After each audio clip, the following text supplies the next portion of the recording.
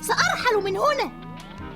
لا، بل أنا الذي سيرحل. لا أستطيع الاستمرار في العمل مع ذلك الوضوض بعد ذلك. بل أنا الذي لا يريد. لن يرحل أحد. أعطني هذه. أريد أن أفهم ماذا حدث.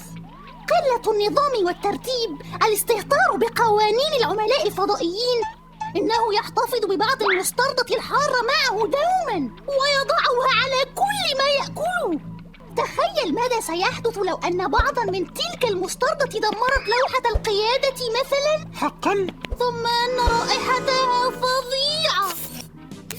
إنك تجعلني المخطئ دائما. لم أقل ذلك. بل قلت أنا لست مستهترا بقوانين العملاء الفضائيين.